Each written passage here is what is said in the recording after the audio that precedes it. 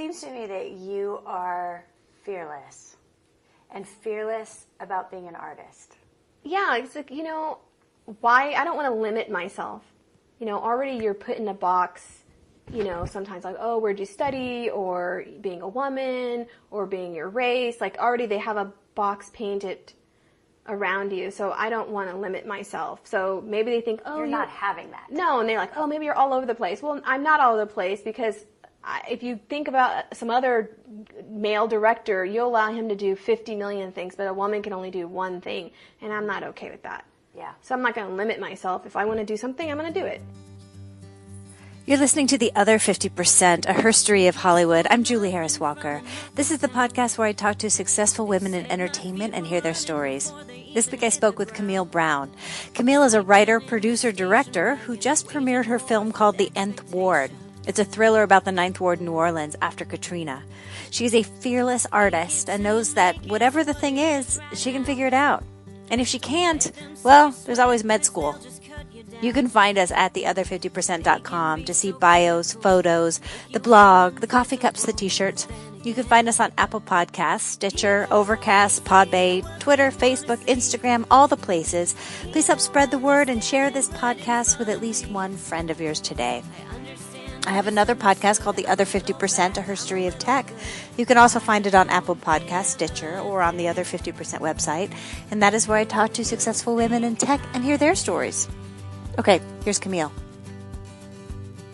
What do you do? I am a writer, director, and producer. I love it. Let's go back to the beginning. What did you want to do when you were little?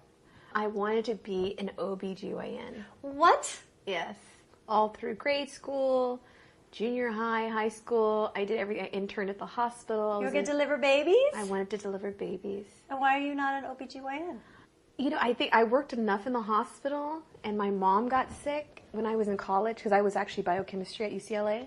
In college, my mom got sick, and she was in the hospital for almost a year. So the smell of the hospital was making me ill.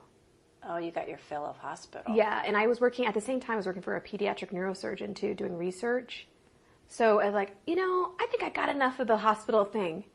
You got it out of your system while yes, you were in college? I got it. I was like, I know how this is going to be. Wow. Yeah. So I loved it because I worked in the maternity ward. I got to watch every kind of delivery, C-sections. But it's just after a while, I was like, do I really want to do this? And I didn't want to go in and then regret it. Well, that's a big commitment to go all the way through. So had you already seen a bunch of babies being born by the time you're 20? Oh, yeah. Hundreds. That's incredible. Every C-section, you name it. I've seen every kind of delivery, breech, them turning a baby around, the C-section. I remember my first C-section, though. Oh, my God. All the guts are on the table. I remember my first C-section. Oh, my gosh. It's I'll never forget the temperature in the room, the smell. It's so vivid. And after that, I've seen several hundreds, but that first one is so cemented in my brain. I remember, and then right after I went down to the hospital cafeteria and I had pasta and it was cold. I was I felt sick. It was weird. But it was, and the doctor said, are you okay? Because when I saw that stomach being cut open, I was like, what? That is crazy. Yeah. It's got to be I remember just watching my first birth video was traumatizing. Yeah. To be standing there and seeing it in real life. Oh my gosh. And I remember my first delivery too, and I saw that. That was shocking too. Amazing, That though. was shocking. Especially when you're young. Before I was 20, I had seen all these things already, so. That's amazing. Yeah. Okay, did you finish that major, or did you change majors? I did change majors, but I finished all my classes to go to medical school. Just in case. Just in case. It didn't work out. Didn't want to mess that up. What did you change your major to? Film. Wow. So it's UCLA only accepts 15 people within and 15 transfers. It's only a 30 student capacity. And so I figured if I got into film school, then I'll try that. And if I didn't, I would continue. What made you think film? I went to UCLA and all the premieres were in Westwood. Yeah, that's really fun. And I was like, oh my goodness. And I didn't know that could be a career. That's a thing. I didn't know. I watched movies growing up. My mom was always saying, watch this, record Where'd you grow this. up? In Claremont. And my mom would say, you know, watch all these black and white movies. Sunset Boulevard, Maltese Falcon. And we're like, what, Mom? And she kind of like really introduced us to like cinema. We go into the movies every weekend. But again, that was just entertainment for us. It wasn't something, I was going to be a doctor. Right, you're going to medical school. Yeah, so it wasn't like how'd your mom feel about you changing majors? You know, she was super supportive because, you know, after a while when I was gearing up to do it, I was working at campus events at UCLA, and sometimes we get to go to premieres, and I would take her. And so she also was like, oh my goodness, this is really cool. And I was like, I want to make movies. And she was totally supportive. Okay, so you switched to film. Yes. And then what happened? Then I... Wait, back up 1 second. Mm-hmm. UCLA, that giant school, has a 30-person film program? Yes. It's very small. Yeah.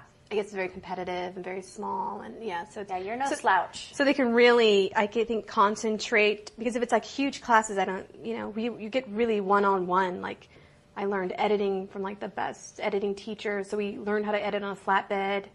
Like cranking it on the flatbed? Yes, and I slicer, I loved it. So it's just like, you know, they taught you all these elements of, you know, filmmaking and really telling a story, so I really appreciated that. So smaller class, I thought, you know... Incredible. Yeah, because you really got hands-on experience, like cinematography. And you're in LA. Yeah. So did you have internships and things when you were there? I did have internships. Where? I worked for Kathy Kennedy. We've heard of her. And then she actually helped me get a job with Scott Hicks, the director. He did Hearts in Atlantis. And so I interned for him. Then I started working at Castle Rock.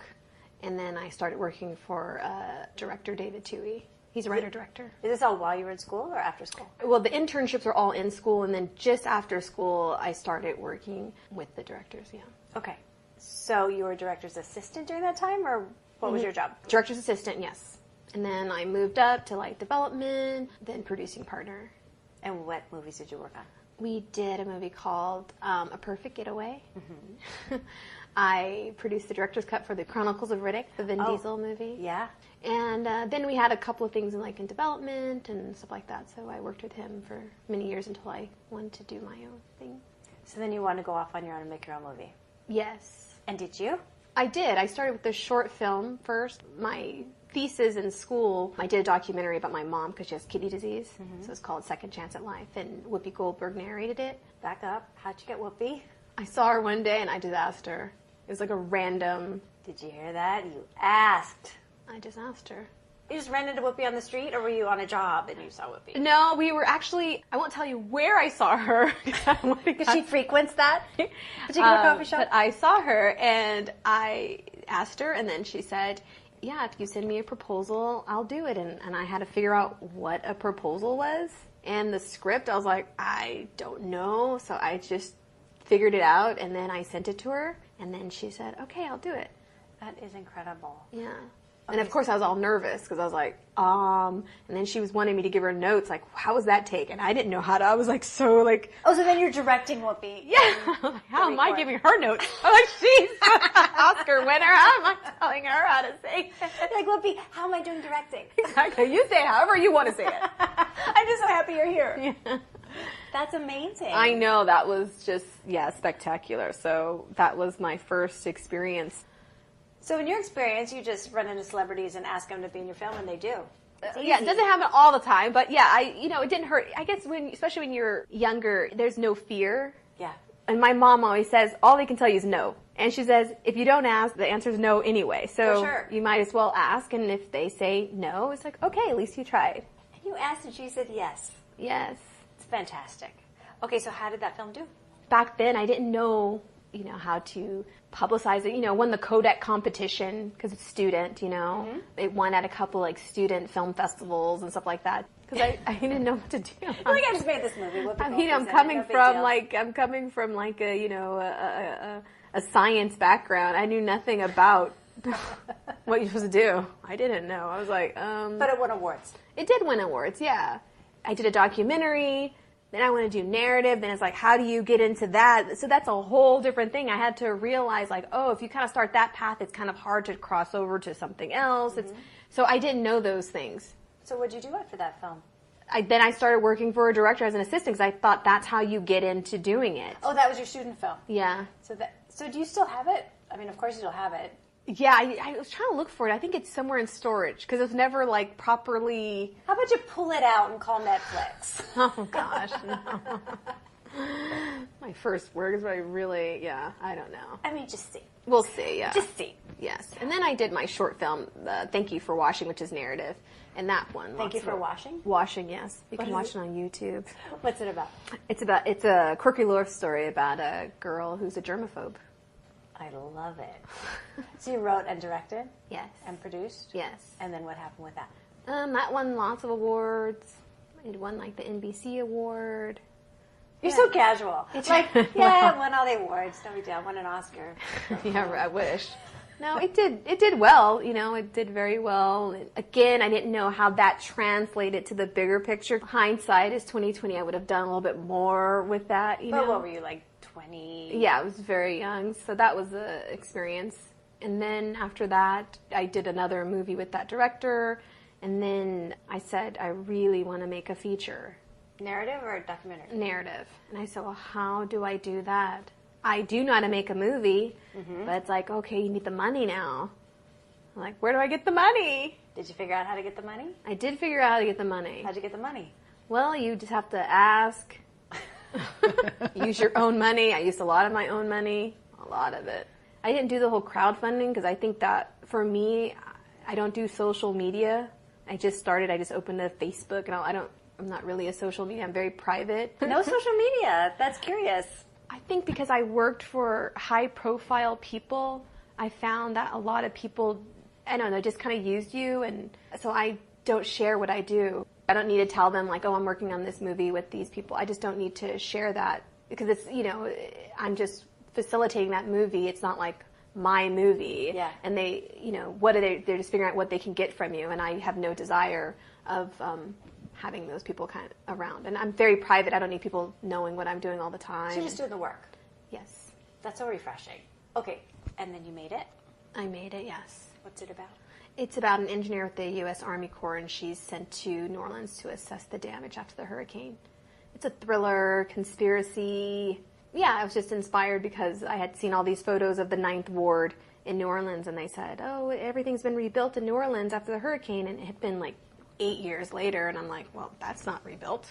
So I went down there. I'm like, well, what's going on? And so then I thought of like all these conspiracies, and that's what I wrote about. Okay, so you wrote a fictional movie about the 9th Ward. Yes. But it's all the conspiracy theories, so it's probably pretty true. Well, yeah, I had interviewed some residents, and they believe those things. So I said, okay. Like, what are some of the conspiracies? They believe that the levee had been triggered to explode. Like, they heard explosions, like 3 big booms. They think that someone purposely compromised the levee. In order to flood the 9th Ward and get rid of it? Mm-hmm. To get rid of all the people in it. But if you go down there, there's empty lots, and there's no houses back there and people. Yeah, there's a lot of evidence. Yeah, so it's like, oh, and then... Oh, those people they're crazy. What else? They believed, like, something supernatural happened.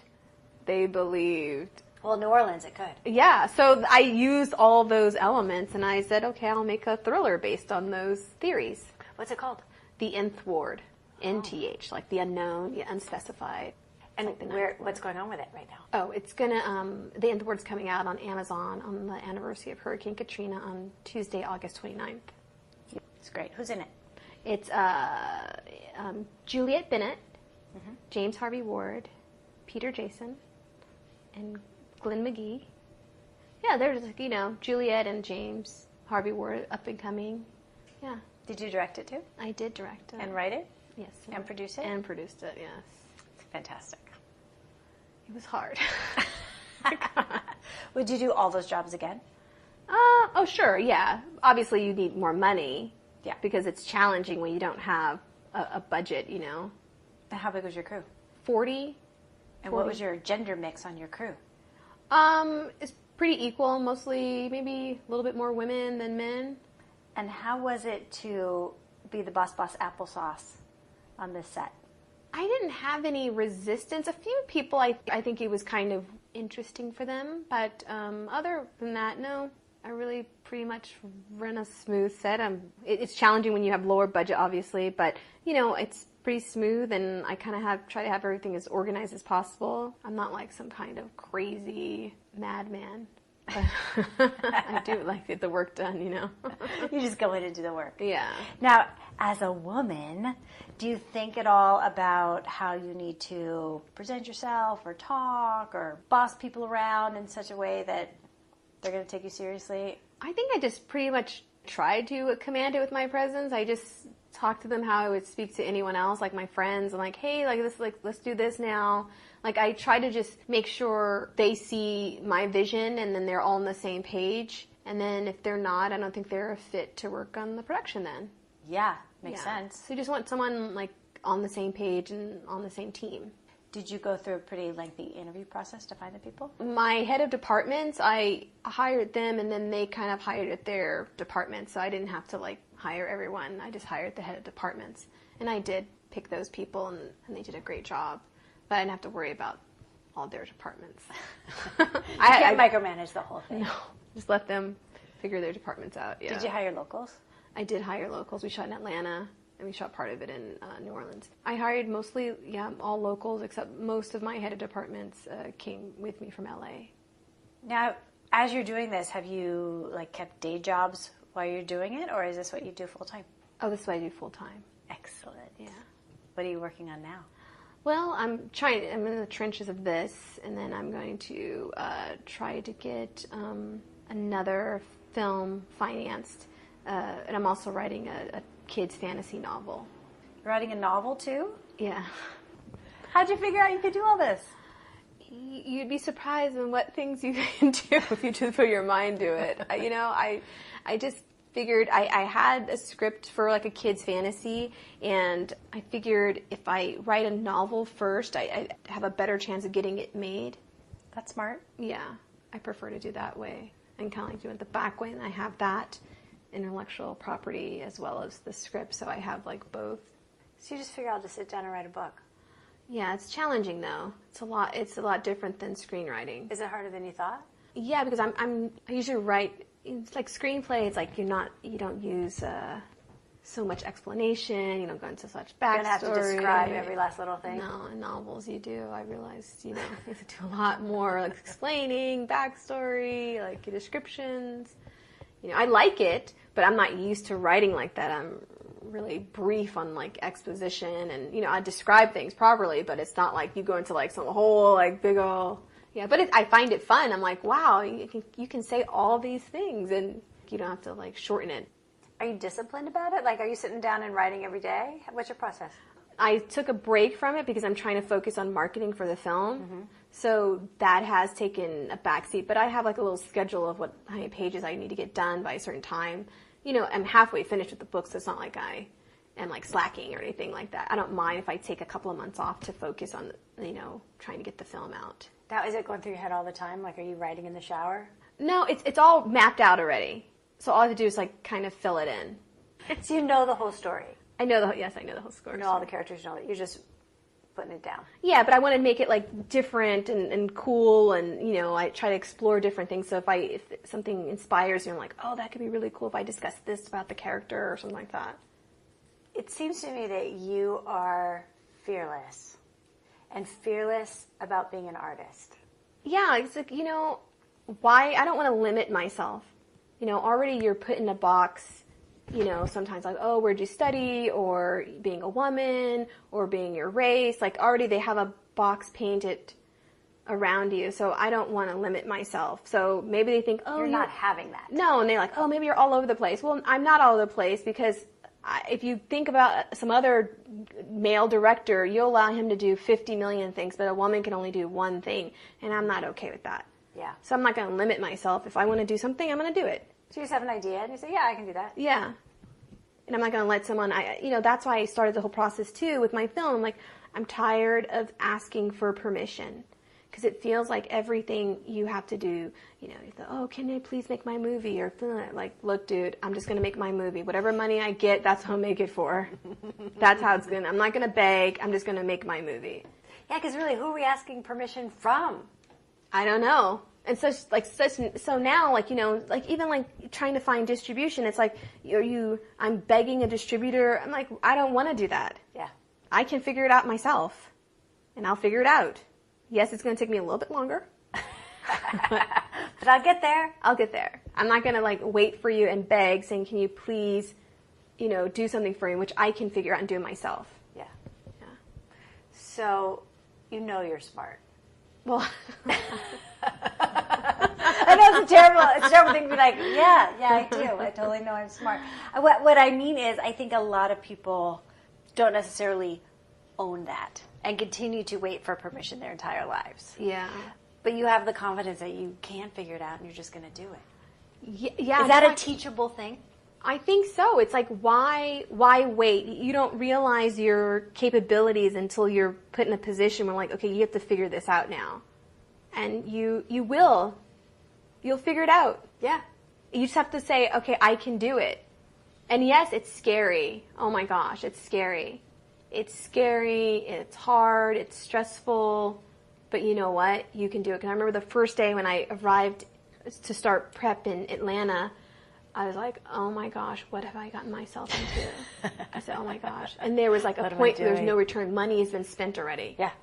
The train is moving. Yes. I said, what am I going to do? I said, oh my gosh. I said, what am I doing? I'm like, oh my God. Okay, so then how do you push through the fear?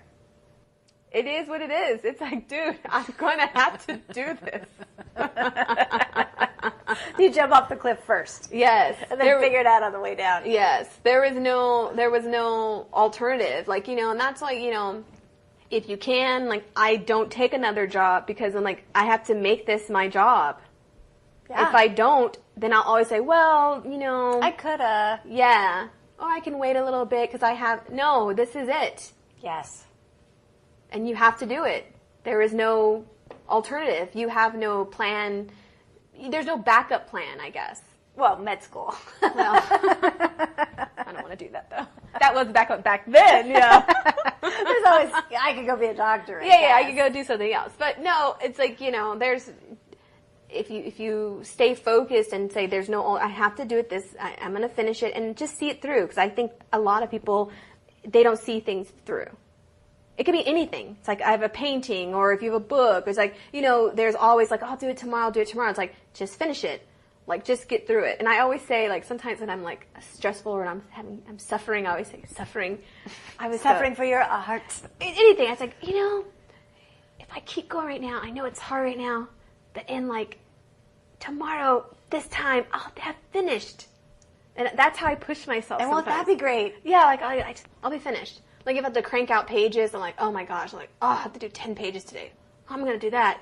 I'm like, you know what? If I just stay up and just do it, by this time tomorrow, I'll be finished already, and I will be happy.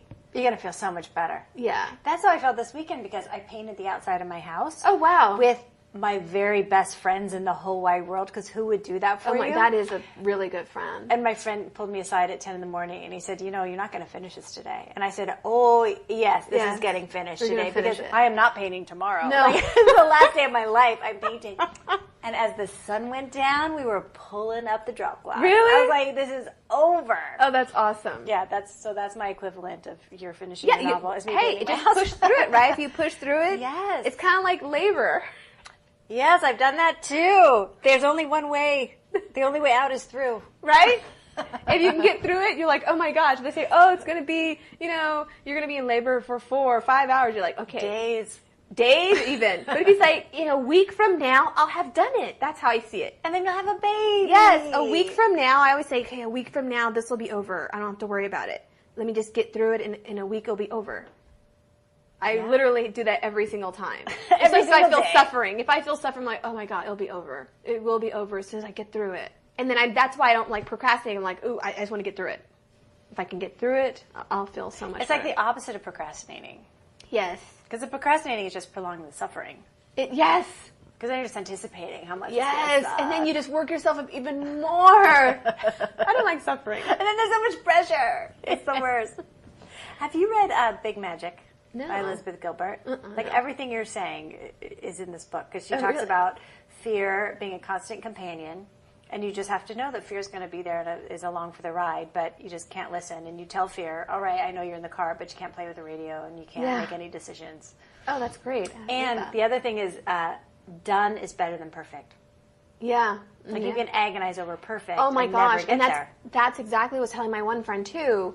I was like, you're going to be micro, like, oh, I have to make it perfect. I'm like, don't make it perfect. Just get it done. Yes. You can always go back and like tweak it later. Tweak it. Just get it. I said, finish it. That's the thing. Finish it. And there's so many people who want to talk about how, making a feature is extremely difficult. Oh yeah. It's impossible. It's extremely difficult. And a miracle every time. Yes. And for someone to say, everyone's like, oh, I'm making a movie, I'm doing this, I'm doing that. It's like, and I appreciate them saying that. Then just go do it. Because somebody can talk about it. Really, you can talk about it, but be about it, right? Yeah. It's like a difference. Like everyone's like, it's a trap. You can talk about being an artist your whole life and never produce anything. Yes. So that's what I say to you. Just do it. Just do it. Don't talk about it. Do it. That should be a slogan. Just do it. What do you make of the state of women in this business at this moment in time? Well, unfortunately, I think it's still a challenge getting people to see our value, that we are just as good as the male counterpart. Like, again, they're putting us in the box of you can only do one thing, maybe. You can only do romantic comedy, or you can only do one thing, maybe. Maybe, if you even get a chance, So until they see that we are just as capable as the men, I don't see it changing that much. What do you think we have to do to get there? I'm not saying force, but, implementing that, giving the opportunity, making a commitment to hiring more women. Like, I like how Ryan Murphy's like, half my shows are going to be staffed with women or people of color, but he has the want, he has the power, and he has the do it attitude. He just does it. And he did it. He got to like 60% in a year. Yes. He's just doing it. He's not asking for permission. He just does it. And that's what I really, really appreciate. And if more people were like him, I think that could be the change. It could be solved in a minute. Yes, but you have to have the want. And the power. And the power. And he has the want and the power. And what do you think of, and I don't know how we even separate this, because the way you said it, women or people of color, to me I always think it's women and people of color. Yes. And it feels like dividing the pie in all these different ways. Yeah. Where it should just be everybody. All the people of all the different kinds of people should be in the pie. And given opportunity, right? Yeah. But I don't know if, so aside from movie making or television or entertainment, in what aspects, just in society, do you feel it's not like that? It's not like that in society. So it's a bigger picture. It's not just like Hollywood or whatever. It's a bigger picture. It's the whole thing. And I think Hollywood has so much power to influence change. They sure do. And then, I think the way Ryan Murphy is going about it, he is starting, and that spreads out and becomes like the norm. Mm-hmm. So I'm glad he started that. So hopefully everyone else will do it. Everybody take his lead. Yes. And let's please. make stories about all the people. All people. So everybody can see all the people on the screen. Yeah, like not. It's just normal, right? It's kind of like, there's this Cheerios commercial, and it was an interracial couple. I remember. And it's like, wow, that's so nice to see, because to me, that's normal. Yeah.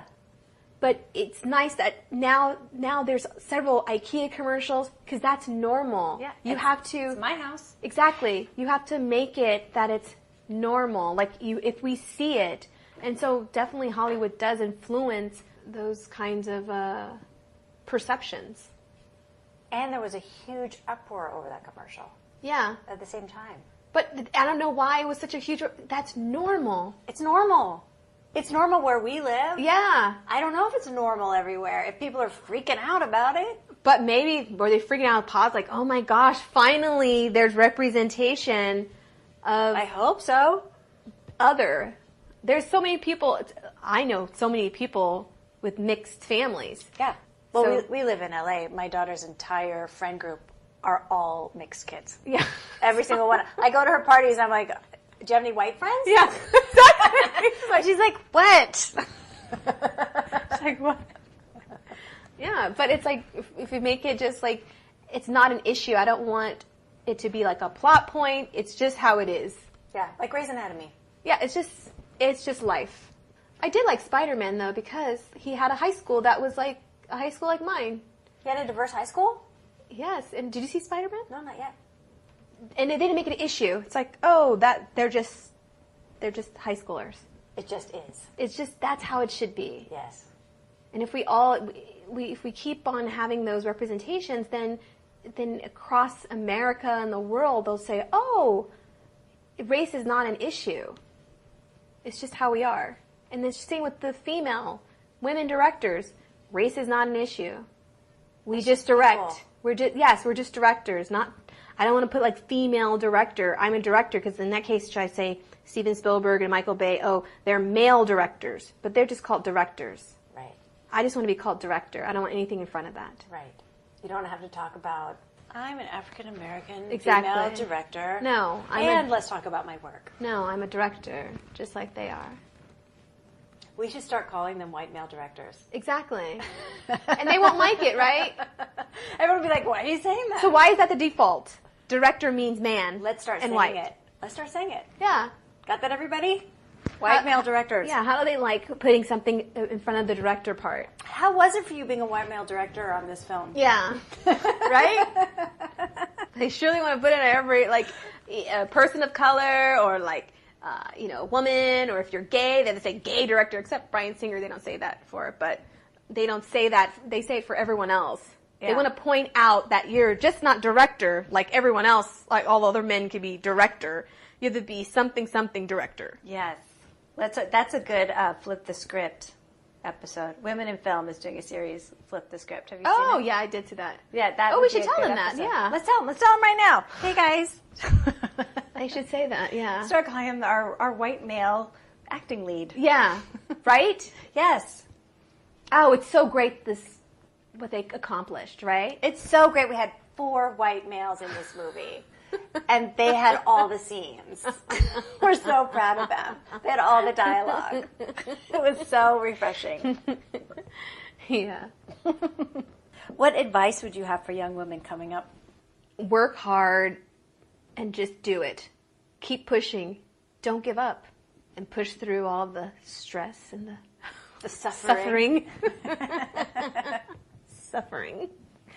Push through it. Because it can be done. You'll test yourself and you'll see what you can actually do. It's quite amazing. And it matters. Yeah. It matters that you do it. And to stick it through, because it's going to be a challenge. You have to stick it through. You'll want to give up. Oh my gosh. Yes. You'll be thinking, what am I doing? You'll think, I should just go get a corporate job with a paycheck and health insurance. Yeah. And then you'll think, oh my God. It's like, don't give up. And I don't want to do that. Yeah, it's like, just take one step at a time and get through the day, get through the week, get through the month, get through the year. Are you a success? I feel I am, yes. Well done. Are you a badass? Yes, I am. And I work really hard. I'm not going to, apologize for that either. You should not. No. You should be a badass. What have you not achieved yet that you want to achieve? Well, I would like to do, huge tentpole movies. Yeah. So I'm going to strive for that. How about I'm going to do that? I'm going to do that. Yes, I am. Huge tentpole movies. What genre? I like action adventure. Who is your inspiration? I had a couple inspirations. When I first started out, when I met Kathy, I was like, oh my gosh, I want to be just like her. I'm like, how do I figure out how to be just like her? But it was a different time and a different path, and she was hooked up with a different person, Steven Spielberg. So that was going to be very challenging for me to find a Steven Spielberg to produce his movies. Yeah, but she really inspired me because she really worked hard and worked her way up, and she's super successful, and she's smart, and so. I can't tell you how many people have sat right there and say they want to be Kathleen Kennedy. Oh my gosh. Dude, she did some amazing movies, and she's still doing great. It's amazing what she's accomplished, so. Yeah, she's a badass for real. Yeah, it's amazing. She worked really hard. Yeah. Who else? That was pretty much my That was it? pivotal, yeah. It was really, That was your picture of what could be done? yes. A woman, powerful. Yes, she's it. That's my first, like, introduction to really seeing, like, whoa. So I remember I'm like, wow, she did E.T.? It's like, wow. And I was like, wow, she accomplished all that in her career? So she's, like, I think the number one in my head. That's good. Yeah. Do you feel like you have found your tribe? Tribe, meaning? Your group of like-minded people?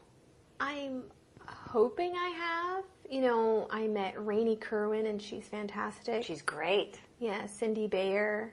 And I like that we meet up and we can talk about how things are going and what are some challenges and some successes we're experiencing. So I like that. I hope we found our group, because I was trying to find like-minded people to be kind of like an equivalent to, you know, how Guillermo del Toro has a little pod of people he always goes to, or George Lucas and Zemeckis, they have their little pod of people. Their posse. Yeah, so I think I wanted to have that as well. Like, who are my people I can go to? Like your supportive sisters on the journey? Yeah, yeah. Are they all women?